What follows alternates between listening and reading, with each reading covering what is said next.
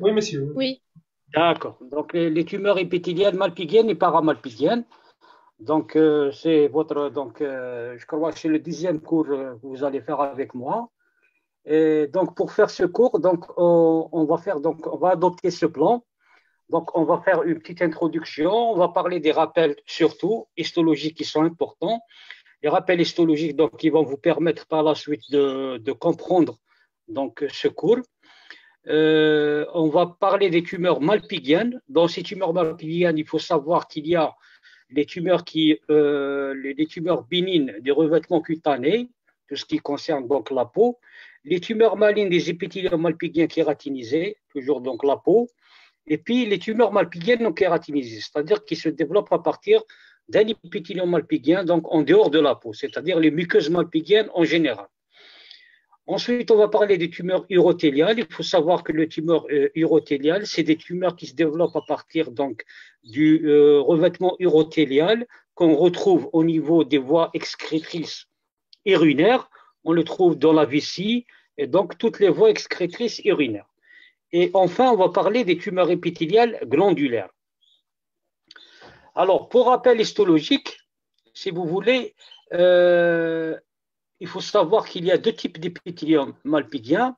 Il y a les épithéliums malpighiens qui sont non kératinisés, donc on les voit un peu partout dans le tube digestif, dans les voies respiratoires, dans les muqueuses génitales, etc. Donc il y a l'épithélium malpighien non kératinisé dans lequel donc on retrouve trois couches qui est constituée de trois couches. Donc du bas au haut, vous avez tout d'abord la couche basale qui est faite d'une assise unique de cellules cylindriques et qui repose sur une membrane basale. Ensuite, il fait suite à cette couche basale, il y a une couche qu'on appelle la couche spinocellulaire. Elle est faite de plusieurs assises cellulaires à contour polygonal. Donc, vous allez voir que le contour des cellules est polygonal, contrairement aux cellules basales qui sont cylindriques. Donc, c'est des cellules polygonales. On les appelle des cellules à épines. Et pourquoi? Parce qu'elles sont généralement reliées par des ponts d'union. Enfin, il y a une dernière couche, c'est la couche superficielle. Elle est pavimenteuse, donc elle a un aspect pavimenteux. Généralement, c'est des cellules qui sont aplaties. Elles sont aplaties et c'est la dernière couche. Donc, les cellules donc, se maturent de la base jusqu'en haut pour se terminer par des cellules pavimenteuses. Cet épithélium est l'élément constitutif, on le trouve dans plusieurs muqueuses, en particulier les muqueuses digestives. Les muqueuses digestives telles que la muqueuse buccale, le pharynx, l'œsophage et l'anus. Donc, toutes ces muqueuses, c'est-à-dire les muqueuses digestives, sont tapissées par ce type d'épithélium, c'est-à-dire l'épithélium malpighien non kératinisé. Il y a aussi, à côté donc, des muqueuses digestives, il y a les muqueuses génitales. On peut trouver par exemple l'exocole utérin au niveau du col, parce que dans le col, il y a deux parties. Il y a la partie externe et la partie interne. Dans la partie externe, on l'appelle exocole. Justement, elle est tapissée par ce type d'épithélium malpighien. Donc, le vagin, la vulve, le gland, tous ces organes ou tous ces tissus sont tapissés par un épithélium malpighien. Ensuite, vous avez le deuxième type d'épithélium malpighien, que je vous ai dit, donc il peut être kératinisé, il peut être non kératinisé. Donc, le deuxième type d'épithélium malpighien, c'est l'épithélium malpighien kératinisé. Alors, la différence entre cet épithélium malpighien kératinisé et l'épithélium malpighien simple, c'est la présence, bien sûr, de la couche granuleuse recouvrant la couche spinocellulaire. Donc, au-dessus de la couche spinocellulaire qu'on voit dans les deux types d'épithélium, il y a la couche granuleuse qu'on ne retrouve pas dans l'épithélium malpighien simple. Donc, il y a la couche granuleuse qui recouvre la couche spinocellulaire, on l'appelle également corps muqueux de Malpighi, et la couche cornée faite de lamelles de kératine. En fait, cette couche cornée, elle n'existe pas dans les muqueuses, dans les muqueuses malpighiennes, elle n'existe qu'au niveau de la peau. Donc, cet épithélium kératinisé correspond à l'épiderme. Donc, c'est surtout la peau qui est tapissée par ce type d'épithélium malpighien kératinisé. Donc, la couche de kératine et la couche granuleuse n'est pas retrouvée dans les muqueuses malpighiennes. On dit muqueuses malpighiennes parce qu'elle est tapissée par un épithélium malpigien. Donc, on ne retrouve pas ces couches donc, au niveau de l'épithélium malpigien. Alors, il faut savoir que c'est des épithéliums malpighiens, qu'ils soient kératinisés ou non kératinisés, il va donner naissance à des proliférations tumorales épithéliales. Donc, des proliférations tumorales épithéliales qui prennent naissance à partir de ces épithéliums malpighiens, qu'ils soient donc kératinisés ou non. Donc, ceux qui sont bénins, les tumeurs qui sont bénignes, on les appelle des papillomes, et les tumeurs malignes, on les appelle des carcinomes. Donc, papillome, c'est bénin, et carcinome malpighien ou carcinome épidermoïde, c'est malin. On commencera par les tumeurs malpighiennes. Il faut savoir que donc, les tumeurs malpighiennes, donc, ce sont les tumeurs qui prennent naissance à partir donc, de l'épithélium de revêtement malpighien. Il y a tout d'abord les lésions papillomateuses et acontosiques. Donc, les lésions papillomateuses et acontosiques, c'est-à-dire qu'il y a donc il y a une papillomatose et il y a une acontose. La définition de la papillomatose et de l'acontose, donc on va la voir. Donc le papillome, donc le terme de papillome, il s'applique à une hyperplasie épithéliale, donc c'est-à-dire une augmentation de l'épaisseur de l'épithélium malpighien. Donc il y a une augmentation de l'épaisseur parce que les cellules se multiplient, donc ça va donner une augmentation de l'épaisseur. Donc, on parle d'hyperplasie épithéliale. Donc, il y a aussi la contose qui est l'épaississement des couches de l'épithélium malpighien. Donc, vous avez un épaississement donc, des couches de l'épithélium malpighien. Donc, c'est des lésions qu'on retrouve, ce n'est pas spécifique, donc on peut le retrouver dans plusieurs types de tumeurs et dans plusieurs types de lésions épithéliales. On commence par la première, tumeur bénigne qui peut siéger au niveau de aux lésions, lésions papillomateuses donc les lésions papillomateuses et acontosiques. Donc, on est en train de voir. La première lésion, c'est le névis verruqueux. Alors, vous allez voir que ce névis verruqueux se caractérise par une hyperplasie épidermique, mais il n'y a pas de cellules néviques, c'est-à-dire on appelle ça un névus non nivocellulaire. Donc, on va voir qu'il y a une hyperplasie épidermique, on va voir ses caractéristiques histologiques, mais on parle de névus verruqueux, mais il n'y a pas de cellules néviques. Donc, c'est un névus non nivocellulaire. Du point de vue histologique, qu'est-ce qu'on va retrouver donc, vous avez donc une photo ici à droite, donc une photo macroscopique, donc il se présente sous forme de petite surélévation de la peau. Et quand vous examinez au microscope, donc ça va donner cette photo à droite. Vous avez donc, si vous suivez, l'épithélium malpighien ici, il est hyperpapillomateux. Il est fait d'un étirement des axes conjonctifs vasculaires secondaires à une hyperplasie épithéliale. Donc vous avez une hyperplasie épithéliale. Vous avez une hyperacontose, comme je vous ai dit, donc c'est une hyperplasie de la couche muqueuse de Malpighi. Donc, si on le compare par rapport à une peau normale ou à une muqueuse normale, vous avez donc une hyperpapillomatose et une hyperacontose, c'est-à-dire une hyperplasie des cellules de la couche muqueuse de Malpighi. Il se caractérise également par une déformation de la granuleuse. Donc, la couche qu'on a vue tout à l'heure dans les rappels histologiques, elle prend un aspect en dents de scie, c'est-à-dire qu'elle est déformée comme ça, elle prend donc un aspect en dents de scie, donc pour la granuleuse. Et vous avez l'hyperkératose. En surface, il y a une couche cornée qui est épaisse. Elle est liée à l'augmentation de la kératine. Alors, tous ces aspects, quand vous les voyez dans une lésion au microscope, il faut parler d'un névus verruqueux.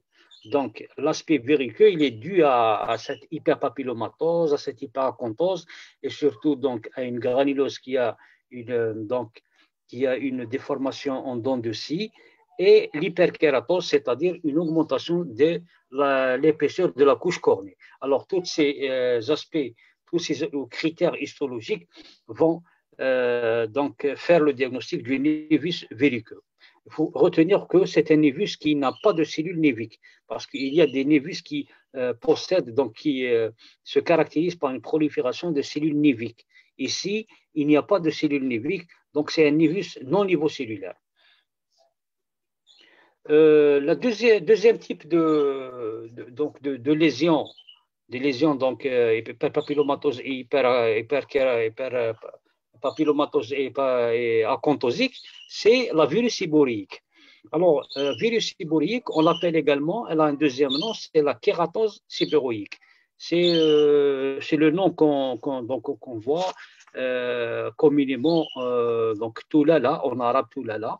Donc, vous voyez dans la photo, donc ça peut vous donner une idée donc la virus seborrhéique. Donc, généralement, on la retrouve donc au niveau du tronc, du visage et du cuir chevelu. Donc, ce sont les sièges habituels de la virus seborrhéique ou de la kératose séborrhéique. Donc, comme toujours, donc, il y a une hyperplasie épithéliale, comme vous voyez dans cette photo à droite. Vous avez donc l'épithélium, regardez l'épithélium, comment il est très épaissi. Il est épaissi, donc par rapport à un épithélium normal, où il y a quelques acides cellulaires. Ici, il y a une hyperplasie épithéliale. Elle est formée de cellules appartenant aux différentes couches de l'épiderme, bien sûr, mais avec une forte prédominance de cellules de type basal. Il y a beaucoup de cellules basales qui prolifèrent et qui donnent cette hyperplasie épithéliale. Donc, vous voyez que l'hyperplasie, elle concerne donc toutes les couches, mais avec une prédominance des cellules basales. Il se dispose en plage, soit en travée. Donc, soit c'est des travées, soit c'est des plages. Donc, je parle de l'hyperplasie épithéliale. Donc, en plage et on a un réseau qui prend une disposition adénoïde. Parfois, vous avez adénoïde, ça veut dire elle ressemble à des glandes, Donc, cette hyperplasie épithéliale, elle va donc s'anastomoser, donc donner des travées dans le derme. Elle va donner des travées anastomosées et qui va donner donc une architecture d'allure, on dirait que c'est des glandes. Donc, on parle d'une disposition adénoïde. Donc, c'est-à-dire elle forme des petites cavités donc des petites cavités. Ces petites cavités vont donc, ou bien les mailles, vont contenir du tissu conjonctif du derme, bien sûr, le tissu conjonctif du derme, et des cavités qui sont remplies de kératine. On parle de kyste cornée.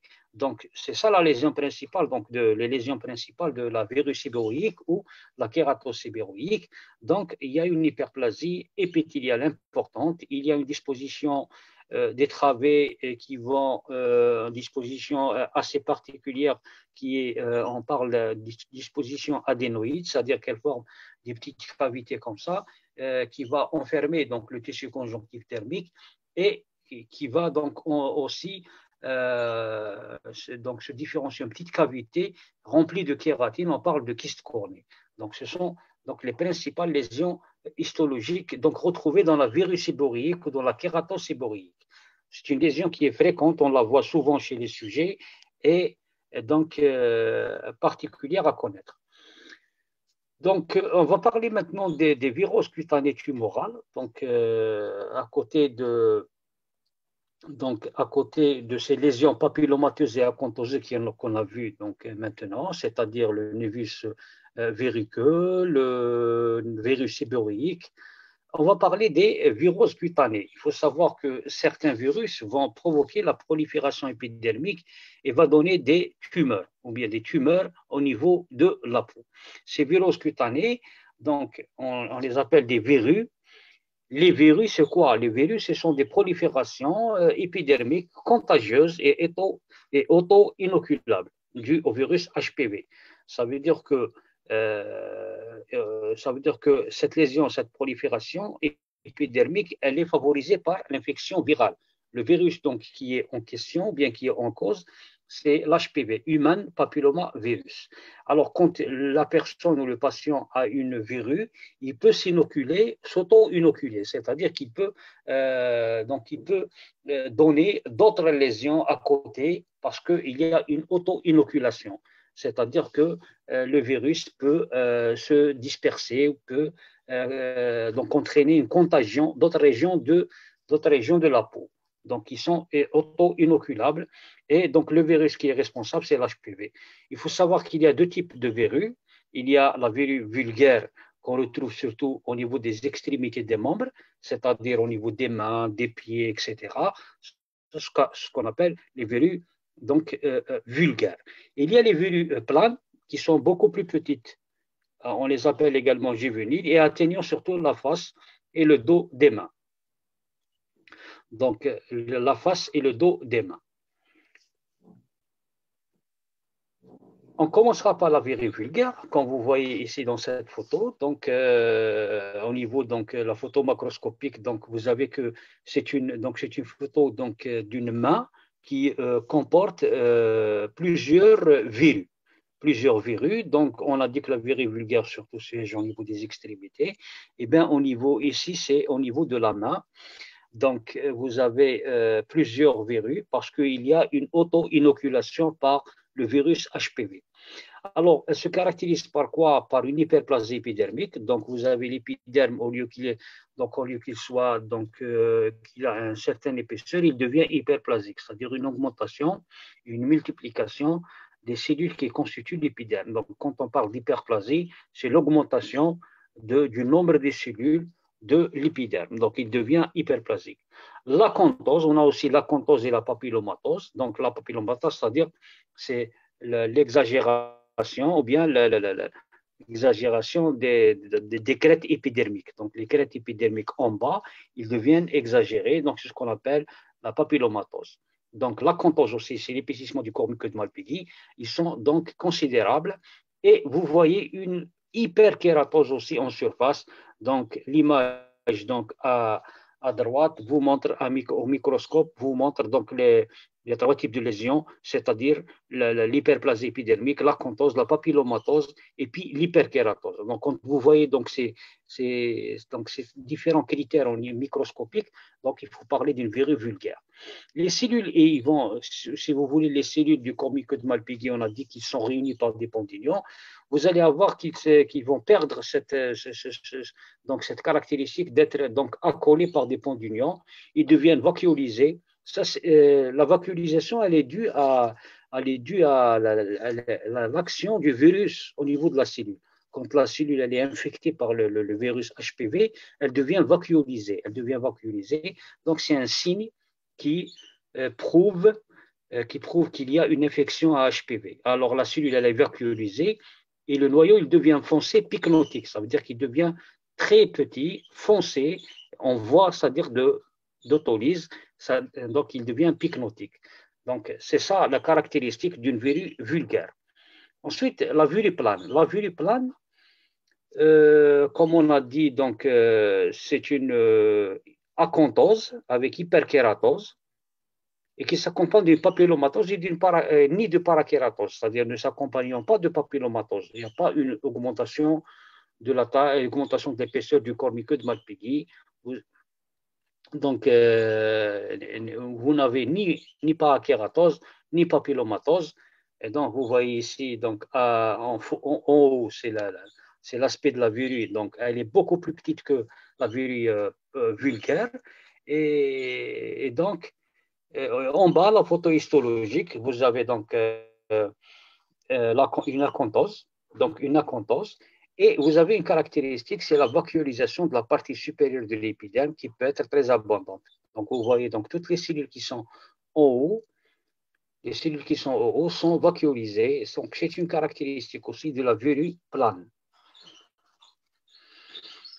Et il y a donc une autre lésion aussi, toujours, qui est provoquée par l'infection HPV, c'est le condylome acuminé. Alors, il faut savoir que le condylome acuminé, c'est des végétations vénériennes. On dit vénériennes parce que généralement, c'est des maladies sexuellement transmissibles. Donc, c'est des végétations vénériennes et qui siègent de préférence au niveau donc, des régions anogénitales. Donc, anogénitales, on les retrouve sous forme donc, de végétation comme ça. Si vous voyez donc ça dans les muqueuses anogénitales, il peut s'agir donc de condylome acuminé et surtout, il est provoqué par l'HPV, l'human papilloma virus. Donc, il faut savoir que ce sont des végétations à l'examen macroscopique, comme le montre la photo en haut.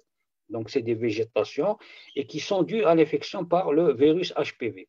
Donc, quand vous examinez au microscope, vous avez une acanthose, c'est-à-dire un épaississement du corps muqueux de Malpighi, une papillomatose, c'est-à-dire un papillomatose, ça veut dire qu'il y a un allongement des crêtes épidermiques, un allongement en bas des crêtes épidermiques qui devient tortueuse comme ça. C'est ce qu'on appelle la papillomatose et qui sont considérables dans cette lésion.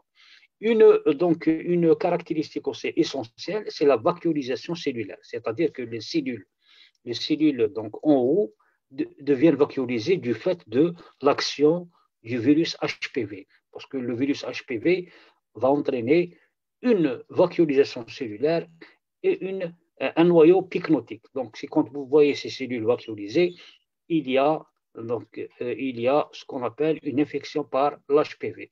Le derme peut comporter une réaction inflammatoire, donc plus ou moins importante. Le deuxième type de lésion qui peut être provoquée par le virus, c'est le molluscum contagiosum. Alors, ce molluscum contagiosum, quand vous voyez donc sur la photo en haut, vous avez un visage qui est le siège de multiples petites tumeurs cutanées. Elles sont globuleuses et elles sont ombiliquées. Ça veut dire qu'il y a un centre qui est dépressé, c'est-à-dire une dépression centrale. Donc, ça donne un aspect ombiliqué.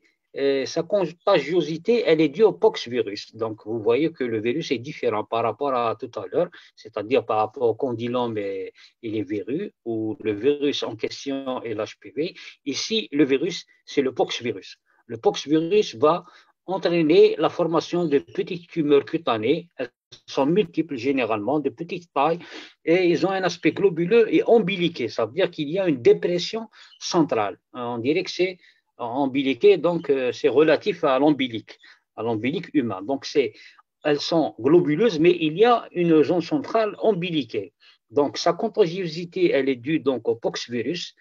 Et du point de vue microscopique, vous avez un épiderme épicé qui s'invagine dans le derme en formant une masse volumineuse constituée de lobules. Donc vous avez plusieurs lobules, comme vous voyez dans la photo à droite, plusieurs lobules piriformes dont les axes convergent vers une sorte d'orifice qui correspond à la zone centrale ombiliquée de la lésion. Donc, vous avez plusieurs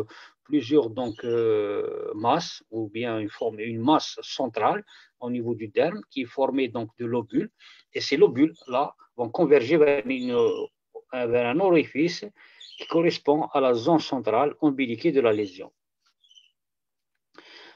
On va parler du tumeur annexiel, donc troisièmement, donc après les viroses cutanées, on va parler du tumeur annexiel.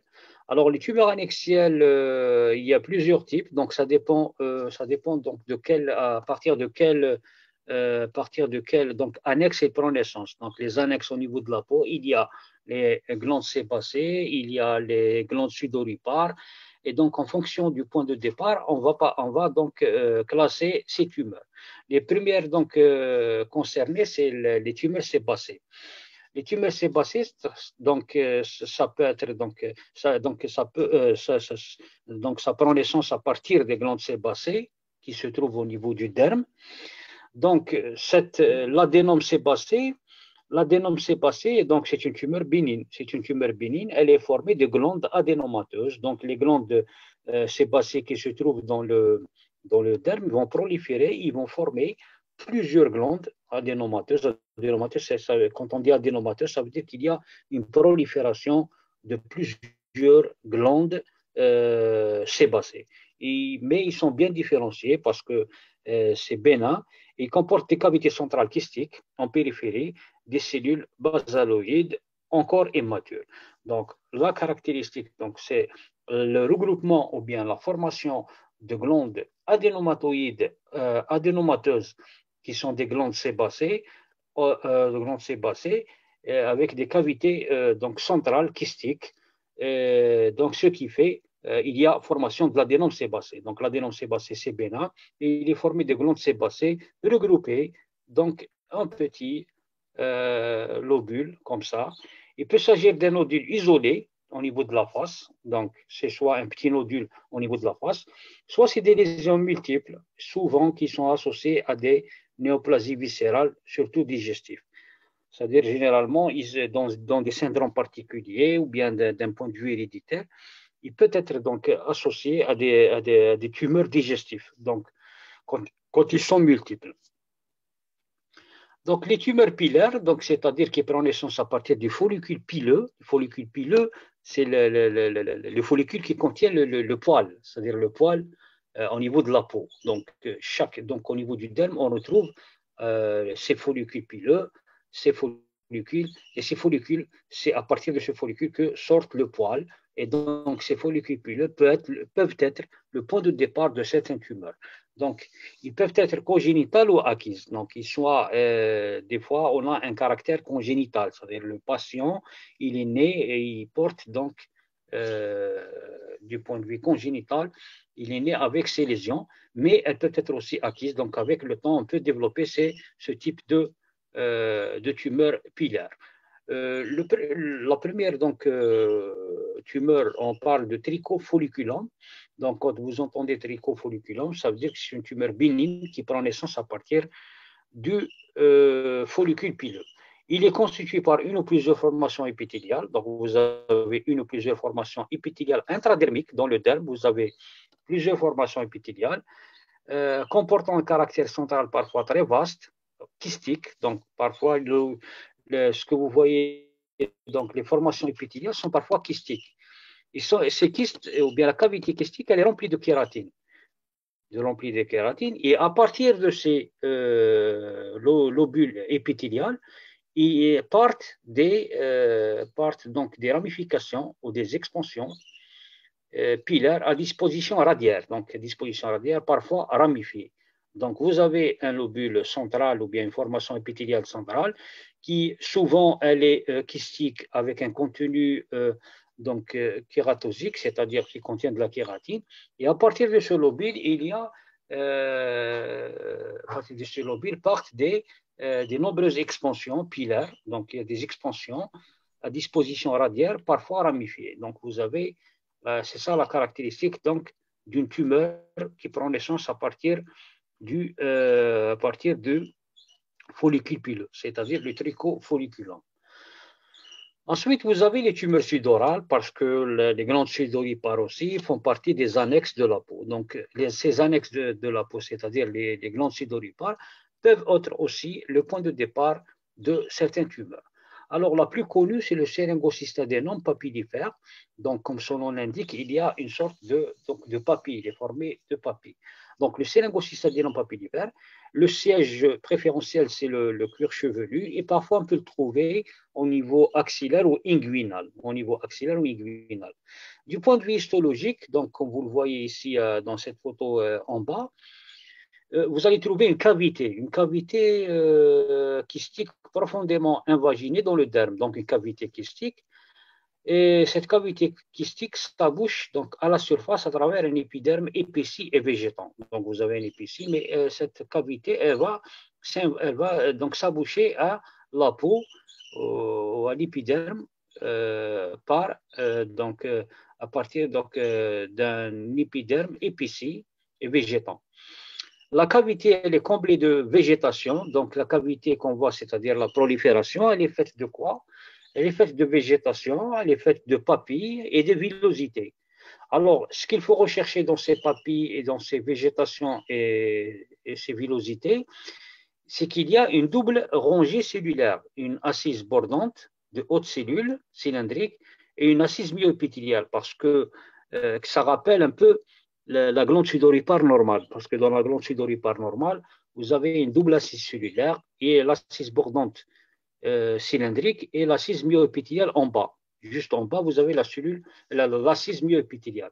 Donc, quand vous voyez cette double rangée cellulaire, dans des végétations et des papilles ainsi que des villosités, il y a une différenciation sudorale. Donc là, ça prouve que la tumeur a pris naissance à partir des glandes sudorales, donc des glandes sudoripares.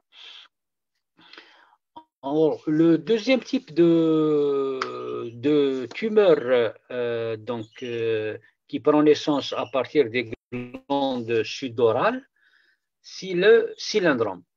Le cylindrome, généralement, on le retrouve au niveau du cuir chevelu et la face. Donc, le cuir chevelu et la face. Et il forme des nodules pouvant apparaître dès l'adolescence avec un caractère familial et héréditaire. généralement, il y a un caractère familial et héréditaire, et c'est des tumeurs qui apparaissent donc précocement, juste après juste à l'adolescence, il y a l'apparition de ces tumeurs, de ces cylindromes. Du point de vue histologique, donc c'est un aspect très caractéristique. Vous avez donc la photo qui est en bas qui vous montre des lobules dans le derme. Donc vous avez l'épiderme en haut et vous avez dans le derme, vous avez des lobules. Ces lobules donc sont nombreux et il n'y a pas de connexion avec l'épiderme. Ils sont là, ils prolifèrent. Donc c'est des lobules limités par une rangée de cellules cubiques disposées. Donc vous avez donc ils sont limités par une donc rangée de cellules cubiques et ils sont disposés en mosaïque, comme vous le voyez dans cette photo. Donc c'est un aspect de mosaïque, cerclés, séparés les uns des autres par une épaisse gaine hyaline fortement passe positive, c'est-à-dire qu'elle est colorée par l'acide périodique de Schiff, le PAS. Donc, entre ces lobules, vous avez la couche hyaline, ou la gaine hyaline, qui est bien colorée par le PAS. Donc, ça caractérise ce cylindrome. Donc, c'est ce qu'il faut retenir dans le cylindrome. Vous avez des lobules épithéliaux dans le derme et qui sont séparés avec une disposition, bien sûr, en mosaïque. Et ces lobules sont séparés par une gaine hyaline qui est mise en évidence par la coloration de PAS. Troisième type donc, de tumeur qui prend naissance à partir des glandes sudoripares, c'est l'hydradénome nodulaire. On l'appelle également adénome sudoripare. C'est un nodule ferme, parfois bleuté, parfois il peut être bleuté, et encapsulé, il est encapsulé. Il est constitué par une prolifération de vastes amas de cellules creusées d'une cavité glandulaire. Donc vous voyez donc en bas, la photo d'en bas, vous avez donc des amas de cellules, voilà, donc des amas de cellules qui sont creusés de petites cavités, d'une cavité glandulaire. Donc ces amas cellulaires, ils sont caractérisés par des petites lumières ou bien des petites cavités glandulaires. Il y a aussi un aspect hyalin caractéristique du stroma, c'est-à-dire tout ce qui est entre les lobules et entre la prolifération, il y a l'aspect hyalin qui caractérise le stroma, qui caractérise le stroma de l'hydradénome nodulaire. Ensuite, vous avez le séringome. Le séringome, c'est une tumeur toujours à partir des cellules sudoripares. C'est une tumeur apocrine. Et apocrine, ça veut dire qu'elle prend naissance à partir des glandes sudoripares. Donc, c'est ça le mot apocrine, tumeur apocrine. Les lésions sont multiples. Généralement, elles sont multiples. Elles sont petites. Elles sont fermes. Généralement, c'est des papules translucides de couleur chair ou jaunâtre. Elles peuvent être jaunâtres. Le siège, surtout, c'est le visage, ou bien la face ou le thorax. L'histologie, donc, vous allez voir donc, dans cette photo en bas, sur le plan histologique, il y a la présence dans le derme superficiel et moyen de cavités kystiques remplies d'une substance colloïde. Donc, vous avez des cavités kystiques, donc vous avez une prolifération donc, épithéliale qui forme des glandes, et ces glandes sont remplies donc d'une substance colloïde. Elles sont remplies d'une substance colloïde et bordée toujours par une assise cellulaire évocatrice de la différenciation sudorale. C'est-à-dire que ça fait rappeler la glande sudoripare. Donc, c'est pour ça qu'elle prend naissance à partir des glandes sudoripares. Donc, ça, c'est le séringome. Ensuite, on va parler des carcinomes, parce que tout ce qu'on a vu avant, c'était des tumeurs bénignes qui prennent naissance à partir de revêtements cutanés. Maintenant, on va parler des tumeurs malignes, parce qu'il y a ces épithéliums donc, malpighiens kératinisés, sont soit le siège de tumeurs bénignes qu'on a vu tout à l'heure, c'est-à-dire toutes les verrues, les condylomes, tout ce qui est donc bénin. Et il y a une deuxième catégorie de tumeurs, c'est le cancer, c'est-à-dire les tumeurs malignes. Alors, pour les classer, on va se baser sur les différenciations que subissent les éléments tumoraux, c'est-à-dire vous pouvez avoir des cellules donc, basales, vous pouvez avoir des cellules spinocellulaires à partir du corps muqueux Malpighi, et vous pouvez avoir donc des tumeurs mixtes, c'est-à-dire métatypiques, qui sont faits de cellules basales et de cellules du corpuscule de Malpighi, c'est-à-dire carcinome. Donc, quand c'est un carcinome spinocellulaire, ça prend naissance à partir du corpuscule de Malpighi. Quand ça prend naissance à partir des cellules basales, c'est des carcinomes basocellulaires. Et quand c'est les deux, on les appelle des carcinomes métatypiques. Alors, il faut savoir que du point de vue épidémiologique, les cancers cutanés ont un certain nombre de facteurs qui vont déterminer l'apparition et le développement de ces tumeurs. Il y a d'abord les agents physiques. Les rayons ultraviolets sont nocifs pour la peau et ils peuvent entraîner avec le temps, sous une exposition, après une longue exposition aux ultraviolets, et chez les sujets qui sont surtout de peau très blanche, donc ils peuvent développer ce cancer. Donc vous avez les rayons ultraviolets, vous avez des agents chimiques tels que le goudron, l'arsenic et les ionogrammes. Donc toutes ces substances-là peuvent provoquer, ces agents chimiques peuvent provoquer le cancer. Les dermatoses précancéreuses, les radiodermites, donc c'est-à-dire qu'il y a donc une peau qui est irradiée, donc peut développer un cancer. Il y a les kératoses séniles, c'est-à-dire donc une peau qui vieillit, une peau vieillie donc d'un sujet très vieux. Elle peut aussi être un facteur déclenchant du cancer. Il y a des facteurs héréditaires tels que le xéroderma pigmentosum. Le xéroderma pigmentosum, c'est une lésion donc, de la peau qu'on retrouve surtout chez les jeunes, et l'exposition au soleil et à l'ultraviolet va permettre le développement de cancer à un âge précoce. Parce que cette lésion dégénère rapidement vers le cancer quand il y a une exposition au soleil. Ce sont surtout les enfants qui sont atteints parce qu'il y a un caractère héréditaire. Les carcinomes s'observent essentiellement chez les sujets de race blanche. Donc, ces carcinomes, on les voit surtout beaucoup plus chez les blancs que chez les noirs ou chez les bruns. On va commencer par les carcinomes spinocellulaires. Donc, c'est des cancers qui sont fréquents chez l'homme que chez la femme. On les retrouve beaucoup plus chez l'homme que chez la femme. L'âge après 60 ans, c'est-à-dire c'est des sujets qui sont généralement âgés. Donc ce cancer n'atteint pas l'enfant ou le sujet jeune, surtout le sujet âgé après 60 ans, et se développe sur plusieurs dermatoses préexistantes, c'est-à-dire qu'il peut y avoir une lésion préexistante, telle que la kératose sénile, donc c'est une kératose liée à l'âge, une radiodermite, un xéroderma pigmentosum qui est une lésion héréditaire. Donc, toutes ces lésions préexistantes peuvent être le terrain pour le développement du cancer spinocellulaire. Alors, où on retrouve ces cancers spinocellulaires ou ces carcinomes spinocellulaires? On les retrouve dans les zones exposées au soleil, telles que le visage et les mains. Du point de vue macroscopique, le carcinome spinocellulaire, donc il se présente sous forme d'une tumeur saillante à base enflammée et infiltrée, enchâssée dans le derme. Ulcération donc irrégulière à base indurée ou bien un nodule dur de coloration rosée dépourvu d'ulcération. On peut voir dans un carcinome spinocellulaire. Alors, quand vous voyez ces lésions à l'examen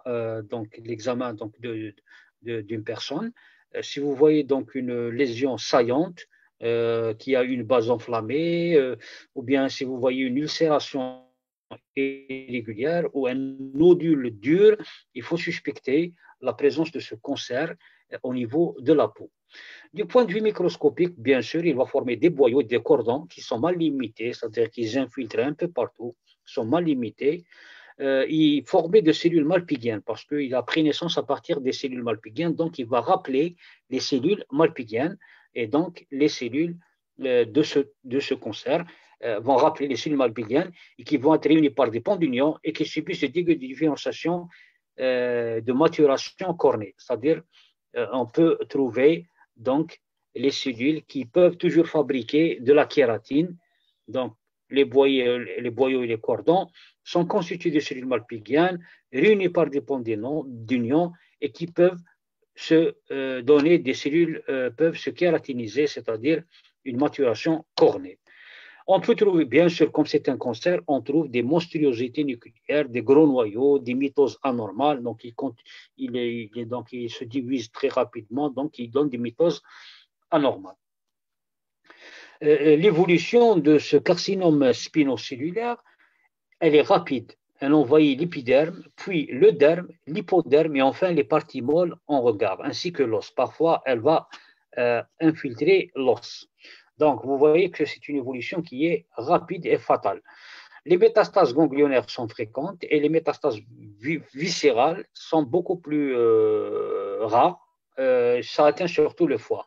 Donc, les métastases ganglionnaires qui sont plus fréquentes. Le deuxième type de cancer qu'on peut trouver au niveau de la peau, c'est le carcinome basocellulaire. Comme son nom l'indique, il a prénaissance ou bien il est formé de cellules basales. Donc, il constitue environ 70% des carcinomes cutanés. Il atteint le sujet âgé et il se développe sur une peau saine.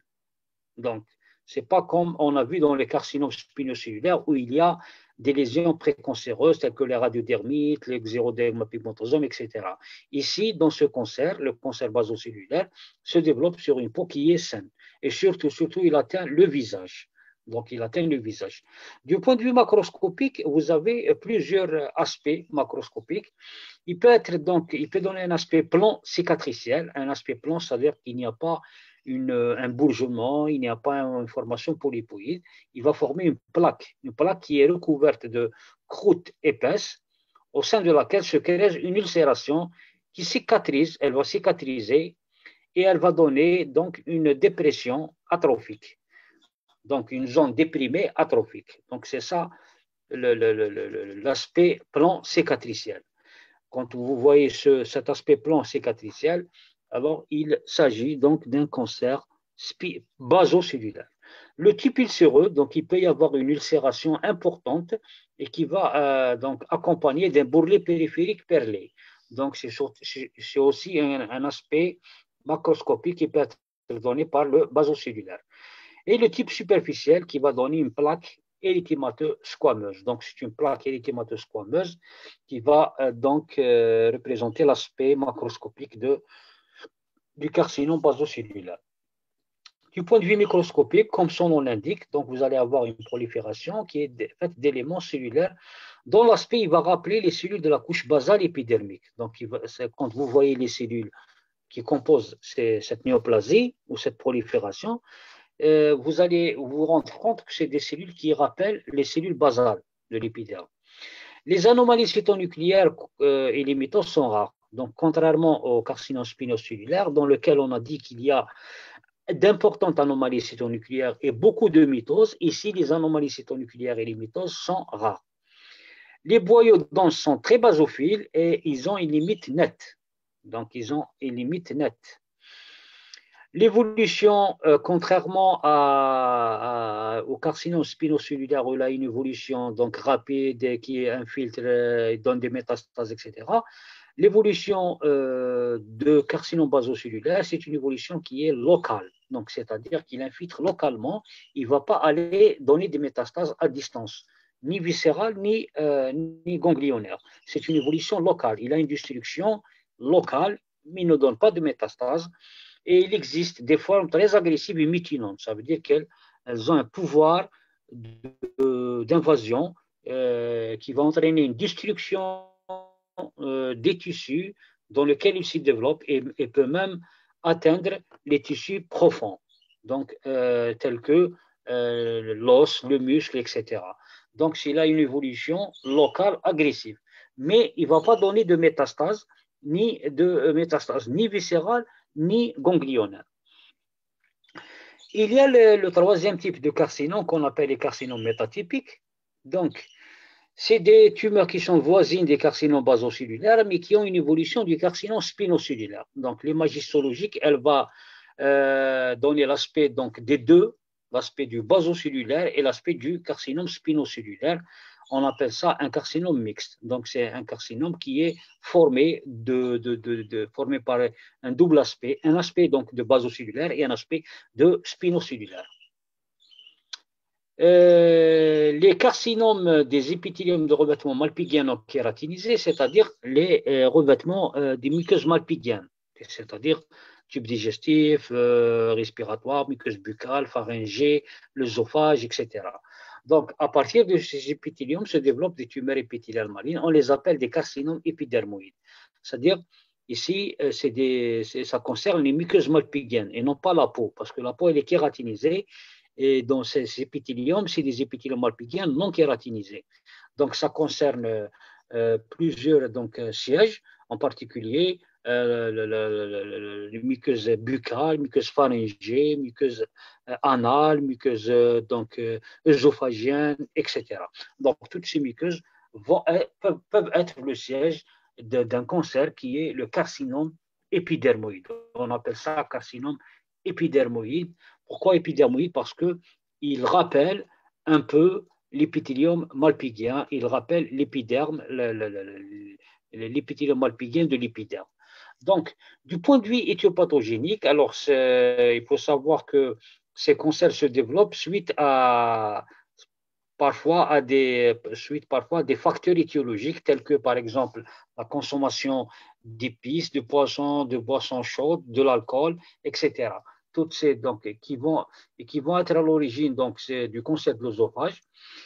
Vous avez le tabac aussi. Le tabac, il provoque beaucoup de cancers, tels que les cancers de la cavité buccale, les cancers de l'œsophage, le cancer de vessie, de la muqueuse vésicale. Donc, le tabac, il est à l'origine de nombreux cancers. Il y a aussi certaines pratiques sexuelles qui peuvent être à l'origine du cancer du col, parce que le col, il est le siège du carcinome épidermoïde, parce qu'il est tapissé par un épithélium malpighien. Alors, le siège, vous avez les épithéliums, donc le revêtement de la cavité buccale, l'œsophage, la marge anale, l'exocole, le vagin, la vulve, le gland. Alors, tous les endroits où vous avez un épithélium malpighien, ils peuvent être à l'origine du carcinome épidermoïde. Donc, toutes les muqueuses qui sont tapissées par un épithélium malpighien peuvent être le point de départ du carcinome épidermoïde. Alors, macroscopiquement, il peut montrer plusieurs formes. Et il montre soit une forme bourgeonnante, donc telle que dans le col utérin, et ça réalise un aspect en chou-fleur, comme vous voyez dans cette photo à droite. Donc, c'est l'aspect bourgeonnant. Soit c'est un aspect ulcéré, donc c'est une petite ulcération. Vous allez examiner par exemple la cavité buccale ou l'œsophage, vous allez avoir une ulcération, et cette ulcération, elle représente une forme du carcinome épidermoïde. Il y a la forme infiltrante. La forme infiltrante, c'est-à-dire qu'elle infiltre, elle ne bourgeonne pas en surface et elle ne donne pas d'ulcération. Donc, elle va infiltrer directement la paroi. Elle va donc donner un épaississement de la paroi sans qu'il y ait un bourgeonnement. Ce qu'on appelle la forme infiltrante. Elle infiltre donc en profondeur.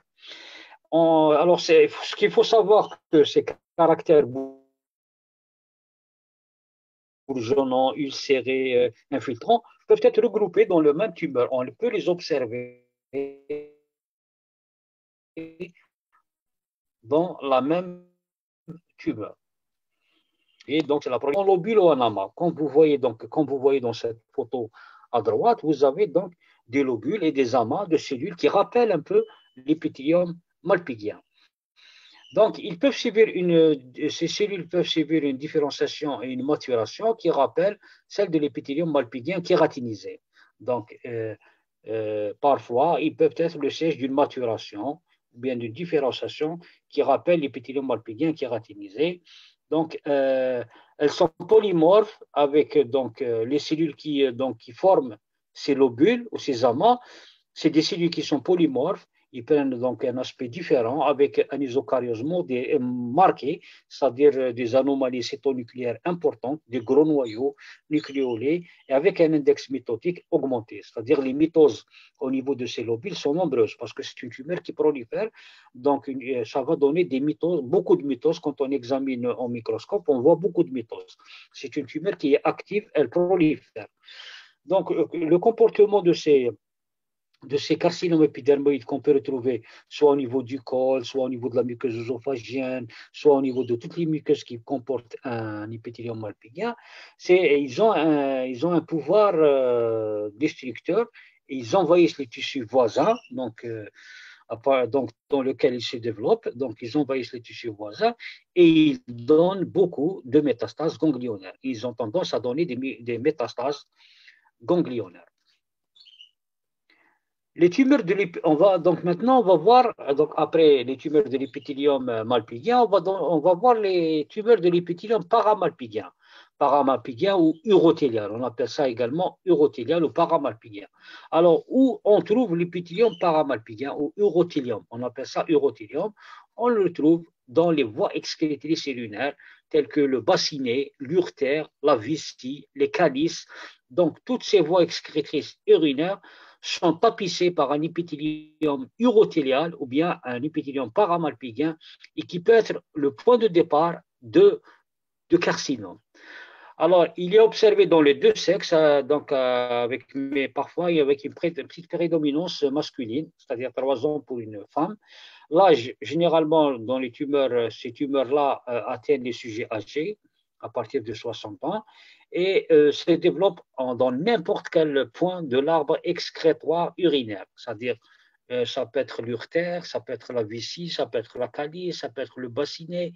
Alors, tous ces sièges-là, ou bien tous ces sites anatomiques peuvent être le siège de carcinome paramalpigien. Et donc, tout l'arbre excrétoire peut être intéressé. L'étiologie, alors il y a certains facteurs qui vont entraîner l'apparition de ces tumeurs des voies excrétrices urinaires, tels que le tabac. Alors le tabac, il est incriminé dans les tumeurs de vessie. Alors la pollution atmosphérique, l'irritation chronique prolongée de la muqueuse urinaire, donc une irritation chronique donc, au niveau d'une muqueuse donc, urinaire peut être le terrain du développement du carcinome paramalpigien, du carcinome urothélial. Parce que l'irritation chronique, elle peut se transformer et donner le cancer au carcinome urothélial. Les radiations ionisantes, il y a certaines radiations ionisantes qui sont utilisées à titre donc, thérapeutique, qui sont délivrées sur le pelvis dans les cancers du col. C'est-à-dire quand on soigne un cancer du col par des radiations, par la radiothérapie, alors on va délivrer donc des rayons qui vont aller entraîner un traumatisme, donc un traumatisme au niveau des voies excrétrices, et vont provoquer l'apparition du cancer urothélial ou du carcinome urothélial. Donc, certains médicaments aussi sont cancérigènes, tels que le cyclophosphamide, qui peut provoquer donc le cancer des voies excrétrices urinaires. Les amines aromatiques sont aussi des substances chimiques qui peuvent provoquer le cancer. Donc, les amines aromatiques sont également incriminées. Les tumeurs urothéliales papillaires non infiltrantes. Il faut savoir que dans les voies excréto-urinaires, et surtout la vessie, les tumeurs peuvent être superficielles comme ils peuvent être infiltrantes. Donc, ils peuvent ne pas infiltrer la paroi vésicale comme elles peuvent être infiltrées. Donc, vous avez deux groupes. Il y a le groupe de tumeurs papillaires, urothéliales papillaires non infiltrantes et le groupe de tumeurs urothéliales infiltrantes. Donc, le groupe de tumeurs urothéliales papillaires non infiltrantes, c'est des proliférations purement végétantes. Donc, c'est des proliférations qui sont végétantes du revêtement urothélial et ne s'accompagnent d'aucun signe d'effraction de la membrane basale, la membrane épithéliale, basale épithéliale. C'est-à-dire que la membrane basale épithéliale, elle n'est pas franchie par la prolifération. La prolifération reste toujours limitée par la membrane basale. Elle correspond aux tumeurs de stade PTA1A. PTA, c'est de la classification internationale de l'UICC. Alors, stade TA, ça veut dire que c'est un stade qui ne dépasse pas la muqueuse, ne dépasse pas la membrane basale. Il reste en intramuqueux. Donc, c'est des tumeurs qui sont non infiltrantes. Du point de vue macroscopique, elles forment des végétations papillaires plus ou moins exubérantes et tantôt grêles, tantôt massives. Donc, c'est l'aspect macroscopique, c'est des végétations. Comme vous voyez dans cette photo à droite, vous avez donc une vessie, une pièce de cystectomie. Donc, c'est la vessie. Et ouverte, elle est ouverte.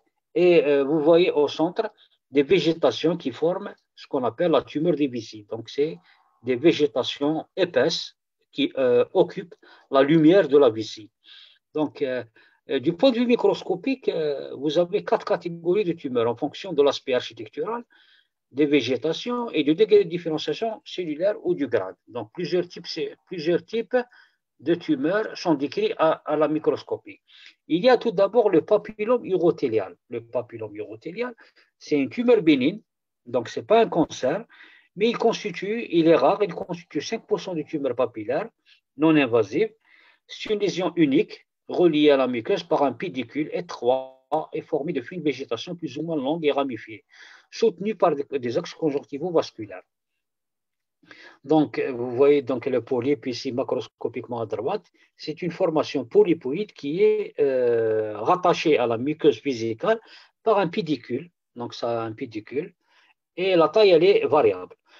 Le revêtement épithélial qui tapisse les végétations du papillome reproduit un épithélium normal. Ça veut dire qu'il n'y a pas d'anomalie, qu'il n'y a pas d'atypie, qu'il n'y a pas de mitose, qu'il n'y a pas les atypies nucléaires et cytologiques sont absents. Donc, l'épithélium qui revêt, comme vous voyez donc, dans cette photo à droite, c'est un épithélium qui est presque proche d'un urothélium normal. Donc, il n'y a pas d'atypie, il n'y a pas de mitose, il n'y a pas d'anomalie.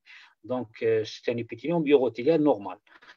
Donc, ce qu'il faut savoir aussi, c'est qu'il comporte moins de 6 assises cellulaires et la maturation des cellules, elle est conservée. Donc, il y a une maturation normale des cellules et le nombre d'assises cellulaires ne dépasse pas 6 couches. Le carcinome urothélial de Bagrad, donc après le papillome, et la deuxième catégorie de carcinome urothélial, c'est le carcinome urothélial de Bagrad. Il comporte plus de 6 couches cellulaires, comme vous voyez dans cette photo, il y a plus de 6 couches cellulaires. Les anomalies cytologiques architecturales de l'épithélium tumoral sont modérées, discrètes à modérées. Les atypies aussi sont discrètes à modérées. Les mitoses sont peu nombreuses. Donc, il n'y a pas beaucoup de mitoses. Les anomalies cytoarchitecturales sont modérées et puis il y a plus de 6 assises cellulaires. Donc, contrairement au papillome qu'on a vu tout à l'heure qui est bénin, vous avez un nombre de couches qui ne dépasse pas 6 couches et vous avez les atypies qui sont absents et l'épithélium qui revêt le papillome, il est proche de l'urothélium normal. Ici, par contre, dans le carcinome urothélial de Bagrad, vous avez des atypies, vous avez donc une atypie architecturale, vous avez des anomalies nucléaires, cytologiques et vous avez des mitoses en nombre minime. Le carcinome urothélial de haut grade, c'est à peu près donc, la même architecture, c'est des papilles et tout, mais qui possède une désorganisation architecturale importante qui a atteint toute l'épaisseur de la paroi, c'est toute l'épaisseur de la végétation, bien de la papille qui est intéressée, et les noyaux sont désorientés, volumineux, le contour est irrégulier, avec des nucléoles proéminents, des mitoses qui sont nombreuses, donc vous avez beaucoup de mitoses, c'est ce qu'on appelle donc le carcinome urothélial de haut grade. Alors l'évolution, il faut savoir que les tumeurs de Vichy ou les tumeurs papillaires, elle est capricieuse, c'est-à-dire elle est chronique, donc elle évolue dans le temps, et elle est dominée par 3 grands risques. Premièrement, il faut savoir que ces tumeurs-là, urothéliales, récidivent fréquemment avec un caractère donc itératif, c'est-à-dire on les enlève, ils reviennent. On les enlève, ils reviennent. C'est ce qu'on appelle, ils sont donc caractérisés par les récidives itératives. La tendance à diffuser à l'ensemble de la muqueuse urothéliale, c'est-à-dire quand elle commence par une seule tumeur au niveau d'un coin de la vessie, par la suite, avec le temps, s'il n'y a pas de traitement, cette tumeur elle a tendance à diffuser à l'ensemble de la muqueuse vésicale. L'apparition après un certain temps d'un carcinome infiltrant. Alors, au départ, s'il n'est pas infiltrant, c'est-à-dire qu'il atteint uniquement la muqueuse, avec le temps, c'est-à-dire si on laisse évoluer les choses, il va devenir infiltrant. Donc, c'est le troisième éventualité évolutive. Donc, les risques sont dominés par les récidives, la tendance à diffuser à l'ensemble de la muqueuse urothéliale et l'apparition d'un carcinome infiltrant, alors qu'au départ, il n'était pas infiltrant, donc il devient infiltrant par la suite. Donc, les tumeurs non infiltrantes seront traitées par résection locale, donc on les enlève, mais c'est des tumeurs qui peuvent revenir et qui peuvent récidiver. Donc, il va y avoir une maladie récurrente, c'est-à-dire que c'est des tumeurs qui récidivent. Donc, les tumeurs non infiltrantes, on les enlève, mais avec le temps, ils reviennent, donc ça récidive et ça donne une maladie récurrente. Donc, l'évolution des tumeurs papillaires de vessie, vous avez 4 risques, donc les récidives et des récidives, tendance à la diffusion, l'apparition d'un carcinome infiltrant et les tumeurs qui sont traitées localement peuvent donc passer à la chronicité et peuvent devenir une maladie récurrente qui reviennent à chaque fois. Les carcinomes urotiliales infiltrants, donc après les carcinomes urotiliales non infiltrants, il y a les carcinomes urotiliales infiltrants. Ils constituent 50% de l'ensemble des tumeurs urotiliales. Ils surviennent dans un contexte. Soit ils apparaissent au cours de l'évolution d'un carcinome donc récidivant qui n'était pas infiltrant, il devient infiltrant cette fois-ci après avoir récidivé. Soit il représente la première manifestation de l'affection cancéreuse, c'est-à-dire qu'il se développe de nouveau sans qu'il y ait auparavant un carcinome non infiltrant. Donc, il est la première manifestation. À la première manifestation, il est infiltrant. Du point de vue macroscopique, la tumeur elle est unifocale dans 3/4 des cas et peut prendre plusieurs formes architecturales. Il peut exister dans la forme végétante et infiltrante, la forme ulcéro-végétante, la forme ulcéreuse et la forme infiltrante. Donc, plusieurs dans les tumeurs infiltrantes de la vessie ou des voies excrétrices urinaires, vous avez 4 formes macroscopiques. On peut avoir un aspect végétant, infiltrant, un aspect ulcéro-végétant, un aspect ulcéreux et un aspect infiltrant. Microscopiquement, il se définit par le mode de croissance parce que ça peut former des massifs, ça peut former des lobules, des papilles, etc. Le degré de différenciation, c'est-à-dire le grade, parce qu'il y a des tumeurs qui sont de haut grade, ainsi que le stade d'envahissement de la paroi urinaire. C'est-à-dire on voit toujours, il est arrivé à quel stade d'envahissement de la paroi urinaire. C'est pour ça qu'il y a cette classification internationale qui est donc donnée par le TNM. Donc, ce TNM que vous voyez dans cette photo, donc il y a des tumeurs qui arrivent jusqu'au chorion, des tumeurs qui arrivent à la musculaire muqueuse, des tumeurs qui arrivent à la musculeuse et des tumeurs qui dépassent la musculeuse, qui va même provoquer l'atteinte donc de l'adventice ou de la séreuse, et des tumeurs qui peuvent infiltrer les organes de voisinage. Donc, vous voyez que l'infiltration, elle est différente d'un type tumoral à l'autre. Donc, le degré d'envahissement tumoral, il est différent. Le carcinome épidermoïde dans les tumeurs, dans les voies excrétrices urinaires, il est rare. Il est rare, mais il se voit dans les zones d'endémie bilharzienne, là où il y a une infection bilharzienne importante, parce que l'urothélium va subir une métaplasie épidermoïde et il va donner le carcinome épidermoïde. Donc, l'infection bilharzienne provoque donc la métaplasie malpighienne du revêtement urothélial et cette métaplasie, avec le temps, va se transformer en carcinome épidermoïde. Le carcinome épidermoïde, il est fréquent dans les zones où il y a beaucoup d'infections bilharziennes. L'adénocarcinome, donc comme troisième type de cancer donc, urothélial, de l'urothélium, c'est l'adénocarcinome.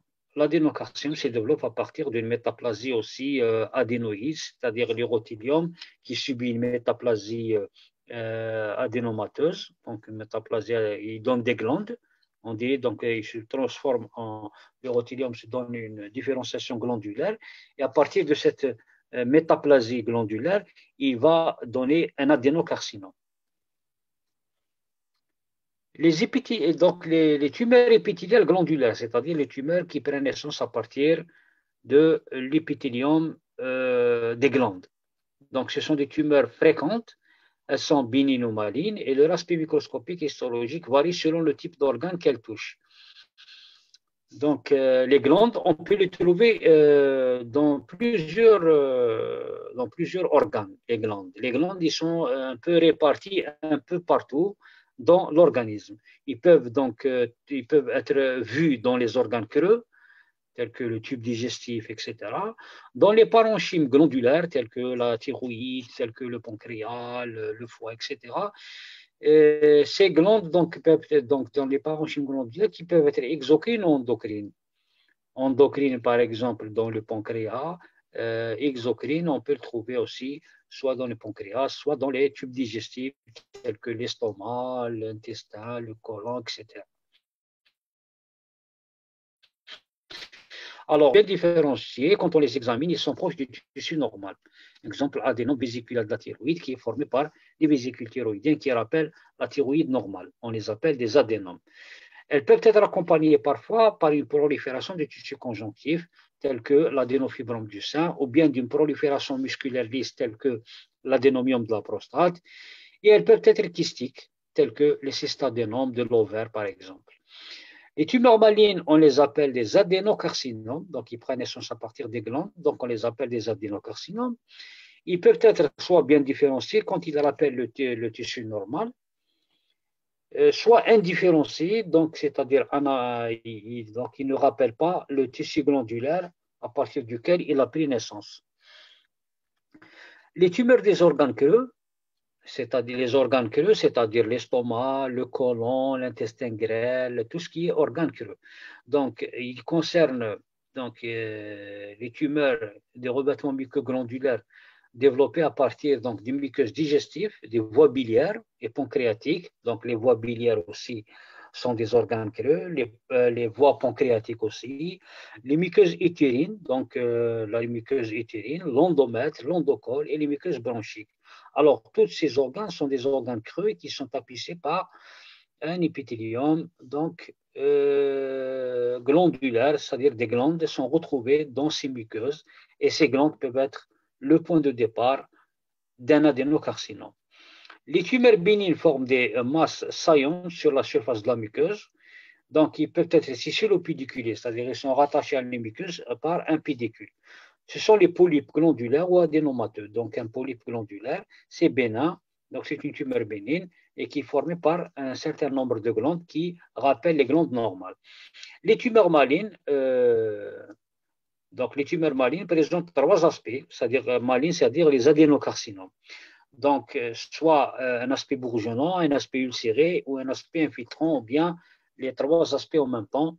Donc, ça caractérise l'adénocarcinome. Je vous donne donc un exemple donc, de tumeur bénigne qui est l'adénome ou le polype rectal, colorectal. L'adénome tubuleux, ils sont faits d'une prolifération de glandes, comme vous voyez donc dans le schéma, dans la photo en bas. C'est des glandes qui rappellent les glandes de la muqueuse rectale ou de la muqueuse colique, mais qui comportent un certain degré de dysplasie. Elles sont basophiles et dysplasie, ça veut dire qu'il y a quelques atypies au niveau de leurs cellules. Donc, adénome tubuleux fait d'une prolifération de glandes plus ou moins proche des glandes normales dont ils ont pris naissance, mais avec un certain degré de dysplasie, ça veut dire qu'il y a quelques atypies au niveau des cellules. Ces adénomes ils peuvent être tubuleux quand ils sont formés de tubes, et peuvent être villeux quand il y a une architecture villeuse en surface. L'architecture villeuse en surface du polype présente un potentiel malin élevé, c'est-à-dire les adénomes villeux sont appelés à dégénérer en cancer. Ils ont un risque beaucoup plus élevé que les adénomes tubuleux. Alors, un exemple donc de polypose d'adénomes qui sont développés dans le colorectum, il y a la polypose familiale rectocolique. Familiale parce qu'elle a un caractère héréditaire, un caractère familial. C'est une maladie dans laquelle on trouve donc de nombreux polypes et elle se voit dès le jeune âge, de nombreux polypes donc qui dépassent les 100 qui vont se retrouver au niveau de la muqueuse colorectale.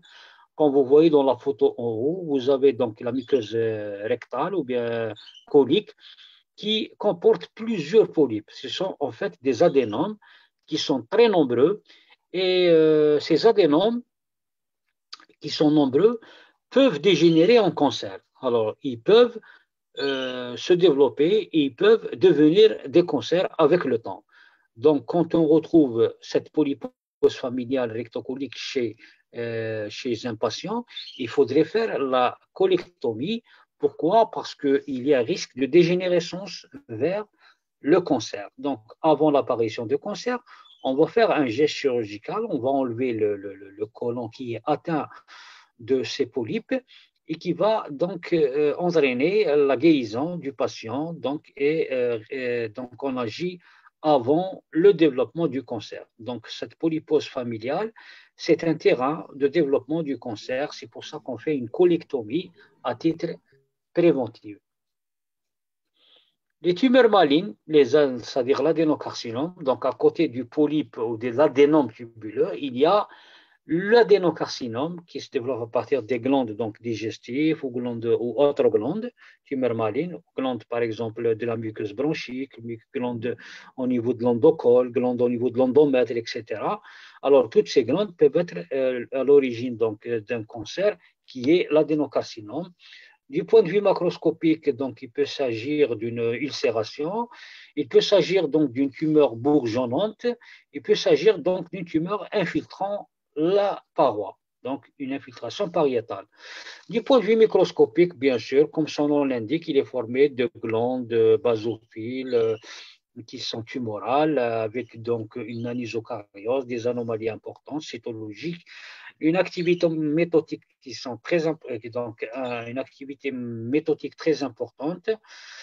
Ces cellules vont dessiner des glandes, comme son nom l'indique, des papilles ou bien des formations polyadénoïdes.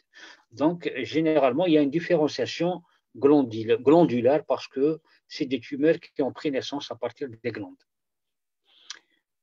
Les tumeurs des parenchymes exocrines, donc à partir des parenchymes, donc des organes pleins, qui sont des organes donc exocrines, peuvent se développer des cancers ou des tumeurs bénignes, telles que les glandes annexes du tube digestif, telles que le foie, le pancréas, les glandes salivaires. Alors, toutes ces parenchymes exocrines peuvent être le point de départ de tumeurs telles que tumeurs bénignes ou tumeurs malignes. Les glandes dérivées donc de l'épiderme, telles que le sein, les glandes sudorales, et l'ovaire, la prostate, le rein, tous ces tissus-là qui sont des parenchymes donc exocrines, peuvent être le siège de cancer à ce niveau, ou bien de tumeurs bénignes. Alors, du point de vue macroscopique, les tumeurs bénignes vont former donc une seule masse unique, arrondie, encapsulée, des mêmes consistances et des mêmes colorations que le tissu normal voisin qu'elle repousse et déforme. Donc, généralement, c'est des petits nodules bien encapsulés. Donc, ils sont donc entourés par une capsule et ils sont fermes.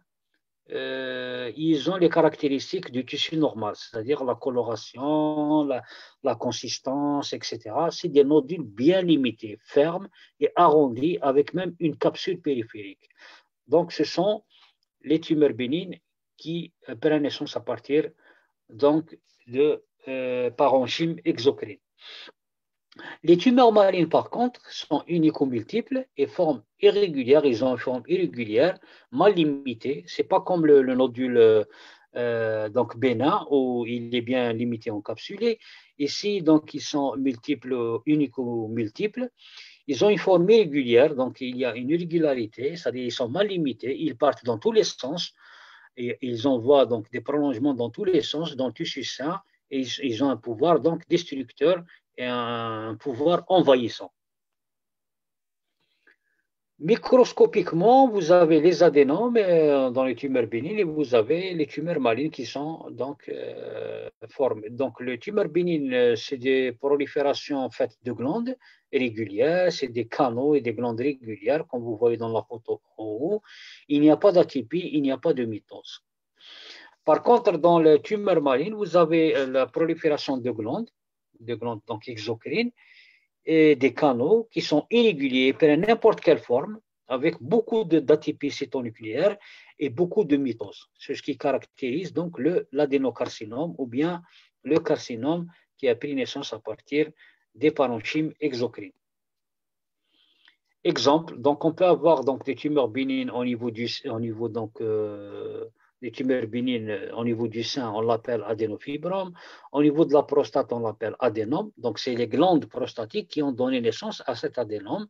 Le cystadénome, c'est de l'ovaire à partir donc, de l'épithélium, donc de revêtement ovarien.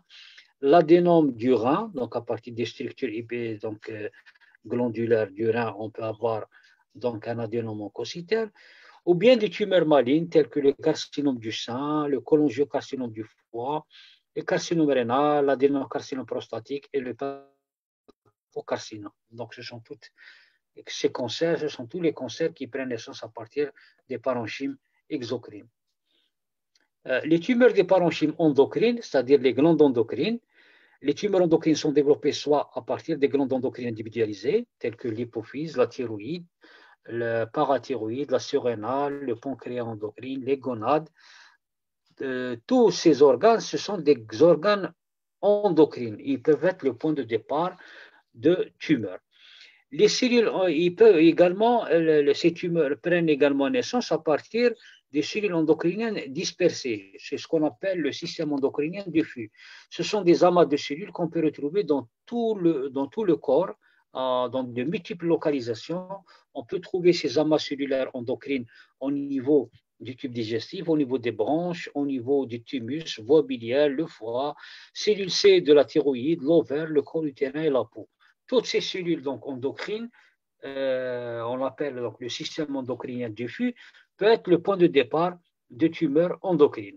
Donc ces tumeurs endocrines, ils se développent soit sur une glande endocrine telle que l'hypophyse, la thyroïde, etc., soit sur les cellules du système endocrinien diffus, ces cellules qui se trouvent dans différents endroits, en particulier le type digestif, les branches, les thymus, voies biliaires, on les retrouve un peu partout dans le corps.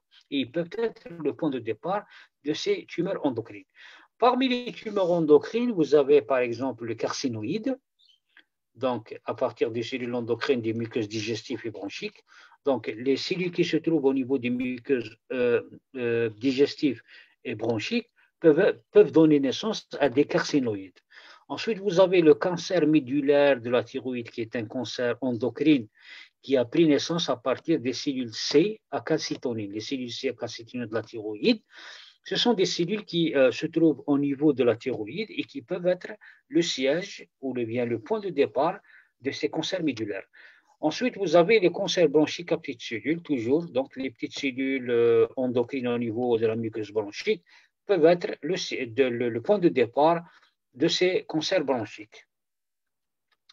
Il y a des tumeurs endocrines bien différenciées, des tumeurs endocrines mal différenciées. Les bien différenciées possèdent des caractères morphologiques en faveur de la bénignité. Ce sont des petites cellules, pas d'atypie, pas de mitose.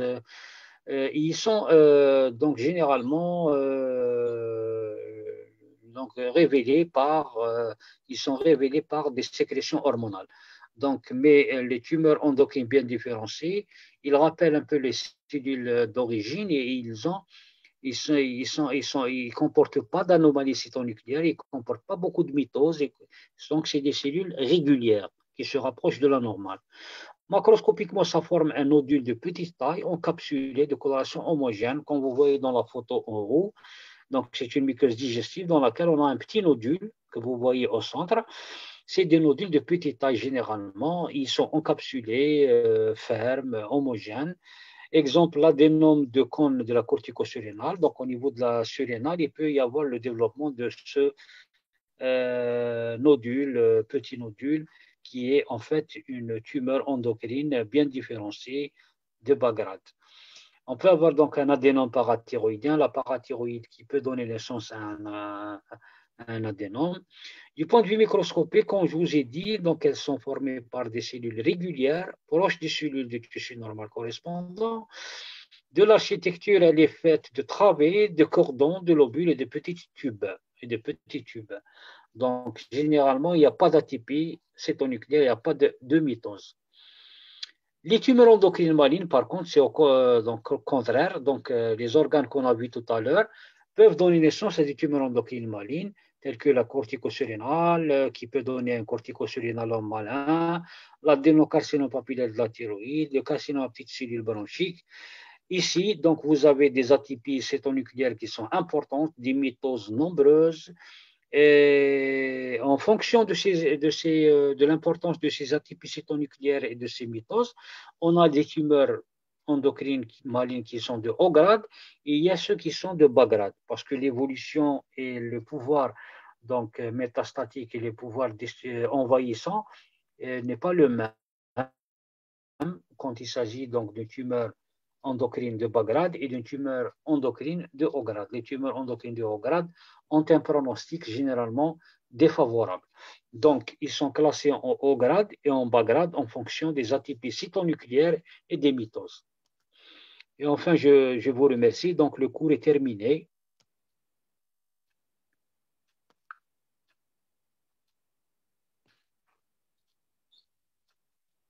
Allô? Allô? Allô, oui, monsieur. Oui, monsieur. C'est bon, vous avez compris le cours. Oui, merci. Si vous avez des questions, je peux répondre. Hein. Monsieur, s'il vous plaît, envoyez-moi le support. Je vous envoie le cours. Oui. Normalement, j'ai l'email تاعك نبعثه لك par mail. Oui, oui. D'accord, نبعثه لك